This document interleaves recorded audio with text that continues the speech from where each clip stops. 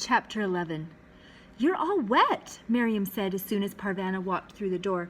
"Are you all right?" Mother rushed up to her. "Where were you? Why didn't you come home for lunch?" "I was working," Parvanna said. She tried to twist away, but her mother held her firmly by the shoulders. "Where were you?" Mother repeated. "We've been sitting here terrified that you had been arrested." All that she had seen and done that day came rushing into Parvanna's mind. She threw her arms around her mother's neck and cried. Mother held her until she was calm again and could talk. "Now, tell me where you were today." Parvanna found she could not bear to say it to her mother's face, so she pressed herself up against the wall and told her.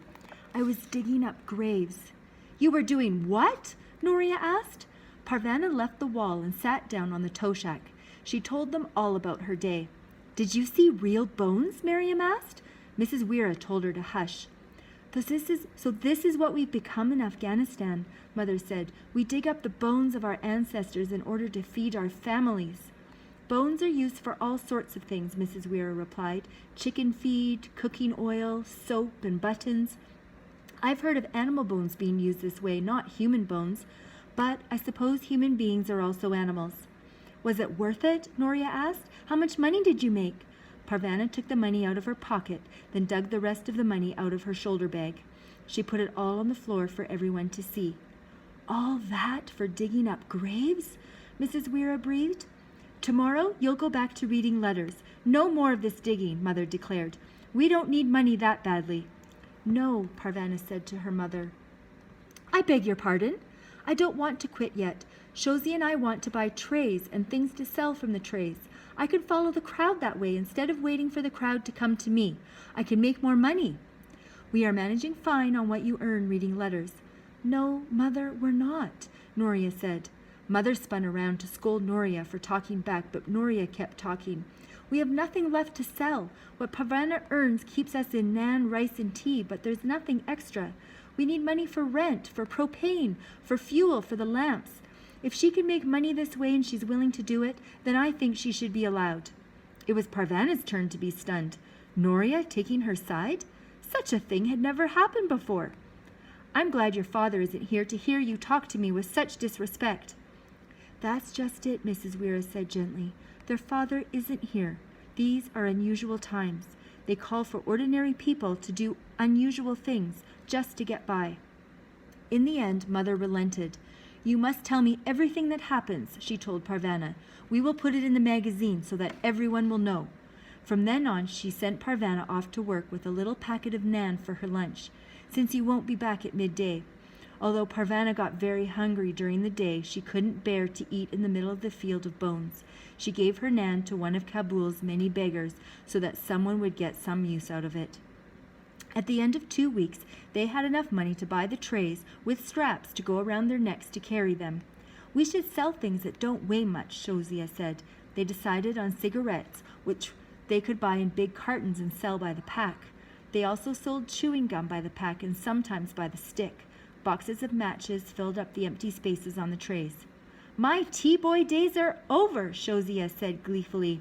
"I'm just happy to be out of the graveyard," Parvanna said. She was learning to walk and balance the tray at the same time. She didn't want all her lovely goods to fall into the dirt. The first morning back at her letter-reading post was almost over before she felt something drop on her head again. Her aim is getting good, Parvanna thought. 2 direct hits in a row. This time, the gift was a single red wooden bead.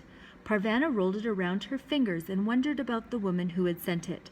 Her graveyard stint over, she was back to going outside with Noria and the little ones in the middle of the day.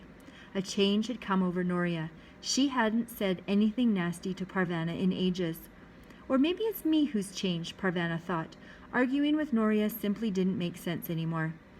In the afternoon, she would meet up with Shozia, and the two of them would wander around Kabul looking for customers. They did not earn as much as they did in the graveyard, but they did all right. Parvanna was getting to know Kabul. "There's a crowd," Shozia said one Friday afternoon, pointing at the sports stadium. Thousands of people were headed into the stands. "Wonderful!" exclaimed Parvanna. "People will want to smoke and chew gum while they watch a soccer game. We'll sell out. Let's go!"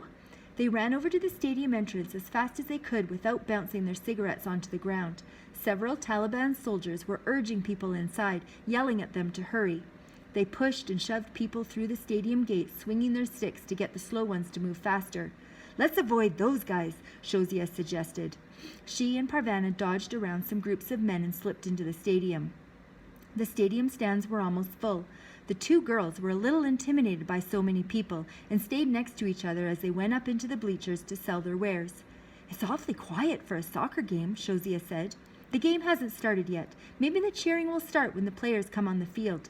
Parvana had seen sports events on television, and people in the stands always cheered. No one was cheering. The men did not look at all happy to be there. "This is very strange," Parvana whispered into Shozia's ear. "Look out!" A large group of Taliban soldiers walked onto the field close to them. The girls ducked down low so they could see the field, but the Taliban couldn't see them. "Let's get out of here," Shozia said. "No one's buying anything from us, and I don't know why, but I'm getting scared." "As soon as the game starts, we'll go," Parvana said. "If we try to leave now, people will look at us." More men moved onto the field, but they weren't soccer players. Several men were brought in with their hands tied behind their backs. A heavy-looking table was carried out by two of the soldiers. "I think those men are prisoners," Shozia whispered. "What are prisoners doing at a soccer game?" Parvana whispered back. Shozia shrugged. One of the men was untied, then bent over the table. Several soldiers held him down, his arms stretched out across the tabletop. Parvana didn't have a clue what was going on. Where were the soccer players? All of a sudden, one of the soldiers took out a sword, raised it above his head, and brought it down on the man's arms. Blood flew in every direction. The man cried out in pain. Next to Parvana, Shozia started screaming. Parvana clamped her hand over Shozia's mouth and pulled her down to the floor of the stadium stands. The rest of the stadium was quiet. There was still no cheering. "Keep your heads down, boys," a kind voice above Parvana said. "There will be time enough when you are old to see such things." The cigarettes and gum had fallen off their trays, but the men around them gathered up the spilled items and returned them to the girls. Parvana and Shozia stayed huddled among people's feet, listening to the sword thwack down on 6 more arms.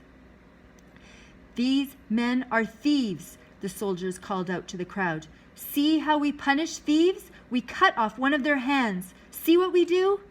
Parvana and Shozia did not look. They kept their heads down until the man with the kind voice said, "It's over for another week. Come now, raise yourselves up." He and several other men surrounded Parvana and Shozia, escorting them out of the stadium. Just before she left, Parvana caught a glimpse of a young Talib man, too young to have a beard. He was holding up a rope strung with 4 severed hands, like beads on a necklace. He was laughing and showing off his booty to the crowd. Parvana hoped Shozia hadn't seen. "Go home, boys," the kind man told him. "Go home and remember better things."